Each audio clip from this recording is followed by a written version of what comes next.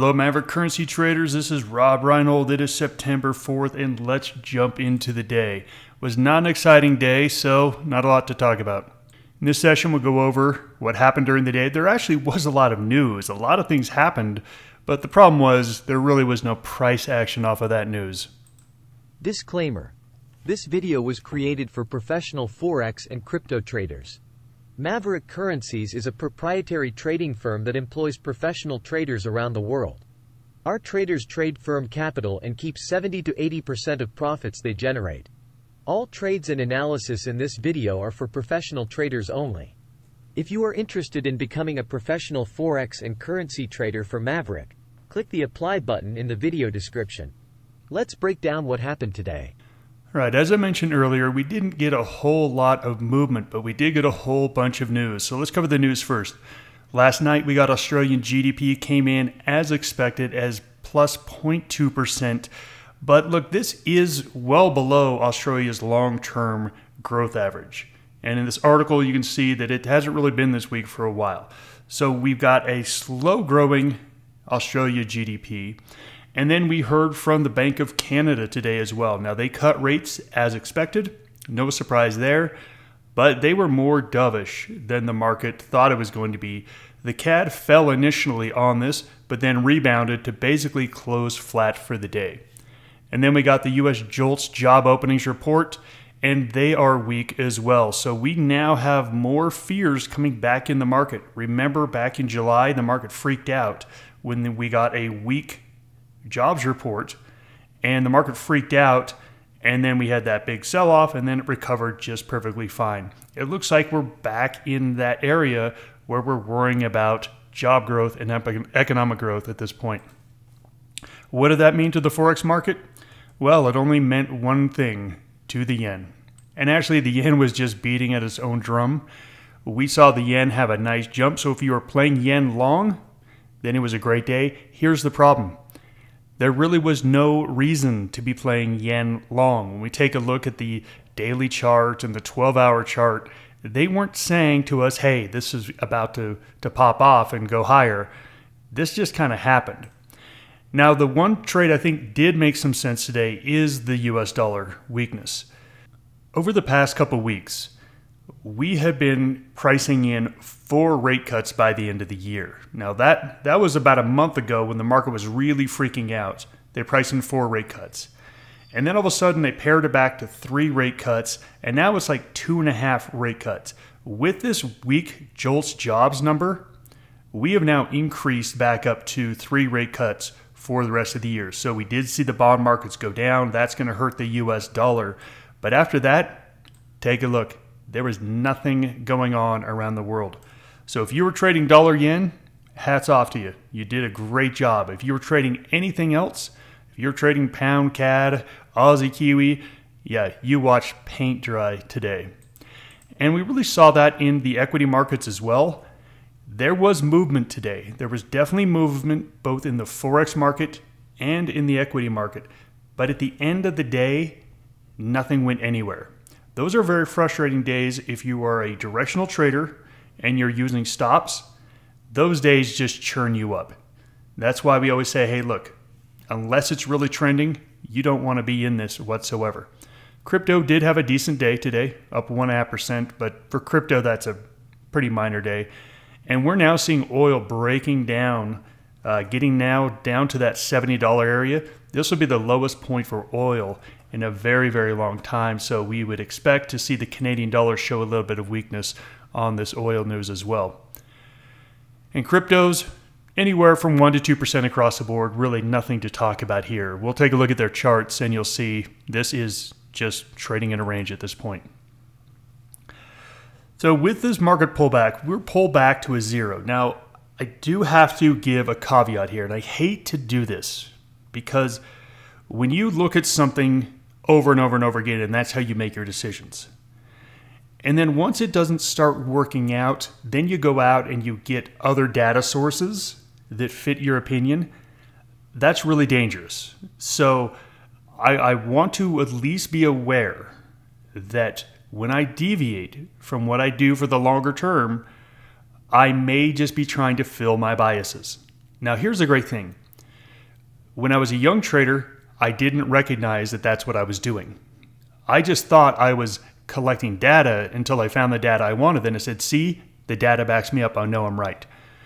Once you get a little bit more sophisticated, a little bit more self-aware, and you know that, oh, I'm just looking for data that fits my bias, now you can look at this new data and kind of have a little wariness to it. Like, hey, maybe I shouldn't be so confident in this. And what I'm talking about is this S&P chart. If we take a look at this S&P chart, the S&P has failed to break out. It came up, gave us a base here, and then we broke down to the bottom of this base.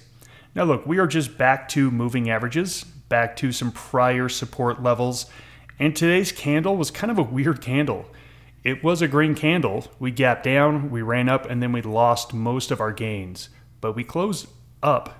Sorry, we had a green close, meaning there was more buyers and sellers by the end of the day. But you cannot call this a strong candle whatsoever. We're right at moving averages.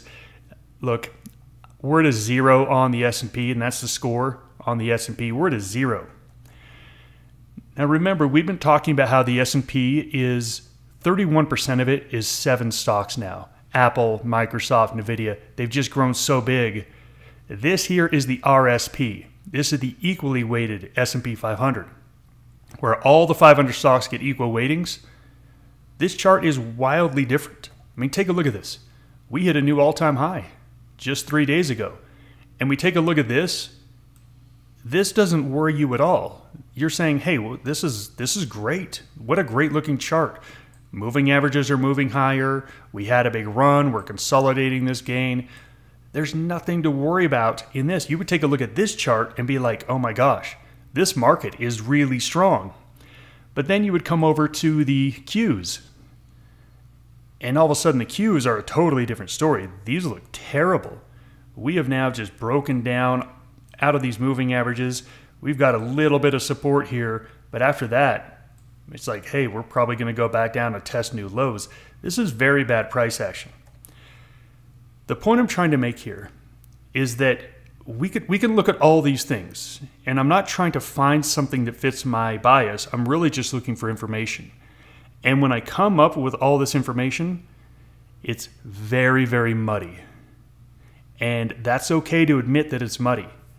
I truly have no call on where the market is going, and that is rare for me. I love to come out and give predictions because here's why. I've been a trader for so long. I've been wrong 10,000 times, 50,000 times. I have no ego left. I'll tell you what I think today, and then I'll say, hey, I was wrong tomorrow. I have no problem doing that. There are some times during the year where I just literally don't know. I have no idea where the equity markets go at this point. If you ask me, where do you think technology is going to go? I'd say probably down lower. Where do you think the regular stock market, the RSP, the normal stocks are going to go? They're going to go higher. As you can see here, it doesn't really match up. So my call on equities is that I don't know. Let's take a look at what we get over the next 24 hours. We do hear from the RBA Governor Bullock. And then there's really, I guess, some services PMI. This services PMI number at 10 o'clock is going to be a big one. Expect there to be a move off this. If this is stronger than expected, then expect that dollar to bounce back up. If this is weaker than expected, expect that dollar to continue to sell off. And then on Friday, we've got our jobs reports on the US and the Canadian dollar. So let's go in and take a look at some of our currencies and score them from +3 to -3. I'm going to come down first and look at the crypto basket as a whole. And hopefully you can see what I was talking about. There is nothing going on. Like, we fell down today, we broke a little support, but we recovered back up to it. There is absolutely no reason to be trading when you see this on the chart. And yeah, you can go out to all the individual cryptos. Bitcoin is actually a little bit weaker than the basket. Ethereum, about the same. Litecoin, a little bit stronger than the basket. But this is where you chop up your account. Do not trade in this price action because all you'll do is take positions. There'll be failed breakouts, failed breakdowns. You're going to get stopped out with small losses. What happens is you chop your account up 3 or 4 times before the big move happens.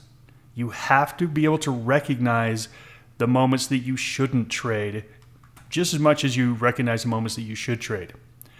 Let's take a look at this yen. Now again, the yen on the daily chart. This is what we're talking about here. There was no reason at all to really be looking at yen whatsoever. And we've talked about this for the last couple of weeks. Said, hey, yen is a coin toss. Who knows what it's doing? And it really was going sideways. Now at this point, we've got some momentum. At this point, the yen should now be on your radar. It should not have been on your radar 2 or 3 days ago. You should have been completely ignoring it. So look, yen showing some price action. Looks like it wants to go higher. If these equity markets go lower, I really do like yen to the upside. They're really the only central bank out there that's raising rates at the moment, warning that they're going to raise rates more. The chart looks decent now. So for me, if equities go lower, I'm absolutely all about long yen. We take a look at the dollar. This is a really, really classic bear rally pattern. So we have a downtrending currency. It bounces up to a moving average, hits resistance, and turns over. So this is the dollar yen I'm looking at. So I'm looking at the dollar, sorry, this is the dollar basket. We'll take a look at the dollar yen because if the dollar sells off tomorrow, if the equity markets sell off tomorrow, if the services PMI comes out weaker than expected, I expect equities to sell off more. Dollar yen is absolutely the play. And to be honest with you, I could click through all the others, but I'll just tell you right now, I'm not interested in any of them. I mean, look at this. This is not price action that you want to trade. Okay, the Aussie might be a better short than a long, but for the most part, nothing's going anywhere except for dollar yen. Here's what we're looking at for velocity score. A whole bunch of stuff in the middle that you just don't want to pay attention to. The only game in town is dollar yen, in my opinion. So let's go take a look at dollar yen. Now, I don't love this trade right here, right now in the Asian session. So as you can see, we do have some momentum here. We are at this support level. Right here at this support level. It's got a lot of momentum at the moment. We easily could break below this, but I like to get in off of either rallies or bases. We're not there yet. This trade for me is all about tomorrow morning in the US session at 10 a.m. Eastern time when the services PMI number comes out. Weak number, strong yen, weak dollar. I think this is the trade. We're going to have to wait and see where it is. If you wanted to take a half position, say, Rob, I want to take a half position before the announcement in case it falls through the Asian session. Okay, I don't hate that. This is one of those trades where you just have to get in, meaning it's not a good setup. You know you're not getting a, quote, perfect price, but you know that it's got a ton of momentum. So this is where position or pyramiding is great. Take a third of a position and then wait to take the other 2/3 of your position if you're worried that you're going to miss it. This is just a great way to get into a trade, and then if it does fall, then you've got a really nice cushion for you to play with adding in the other 2/3 of your position. But if you don't want to do that, then you just simply wait till tomorrow morning. But target on this one's going to be down to 102. 102. So we've got about 150, 160 pips to that next level. This is really the only trade I'm looking at in Forex, and I am purposely not looking at any trade in the crypto market. Just doesn't look good. Wrapping this up, this is not a great trading environment, but as you can see on our velocity scores, dollar yen. If you're going to trade, it really should be dollar yen. And if you're not going to trade dollar yen, then you should probably just sit on your hands. That's the currency recap. Goodbye, everybody.